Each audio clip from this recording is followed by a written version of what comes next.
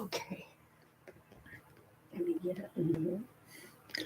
On this video, I would like to just do a minute or two dealing with insights from my own personal reading. In retirement, I'm trying to read different things besides doing my inductive grammar of Hebrew and Greek. And this evening, my wife and I were reading uh, The Life and Times of Jesus the Messiah by Alfred Edersheim. I thought it was very interesting on page 11 and page 12. He talks about Halakhah and Haggadah. These are two branches of Jewish theology as you look at the past. And when you look at Halakhah, it comes from the Hebrew word halak, which means to walk. And this had to do with taking elements of the Torah and giving them, that is the Old Testament law, and explaining them in terms of what had been understood as their meaning. We might call it a commentary on the Old Testament, some of the Old Testament laws about how one is to walk relative to a lot of issues. And so that is what is called halakha. And basically, it was held to have very much authority. That is really what was followed, almost more than the Old Testament itself. However, you had also Haggadah. Haggadah was like the popular sayings of rabbis.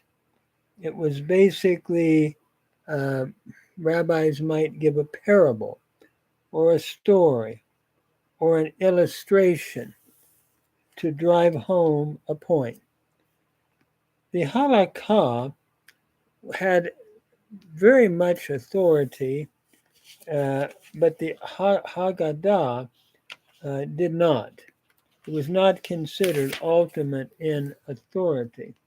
It was interesting that I thought that as I was reading Edersheim, he went back to some of the ones that were influential in this and talks about different rabbis in terms of their influence in this. Of course, Hillel he cited, known for halakha, and Hillel was a very popular uh, rabbi and was read and respected.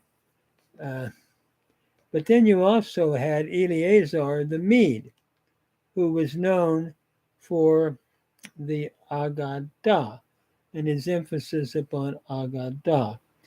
So I thought that was rather interesting. And as I was thinking, especially about the New Testament as a Christian minister, and I believe Edersheim later made this idea, something I had read early on, that Christ put more focus on Haggadah in the sense that he told parables, he gave illustration, and he did not put a stress on the halakha of the rabbis, let's say. It was more on the parables teaching. And so, really, in a sense, Jesus followed more the Haggadah or Haggadah tradition. By the way, that comes from the root nagad, meaning to declare. He followed that tradition, it seems, in his teaching more than the Halakhah.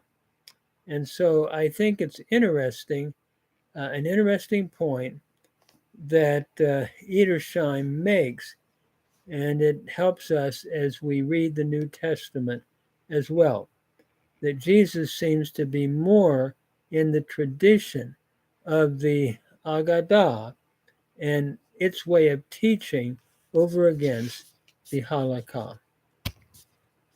So I wonder if the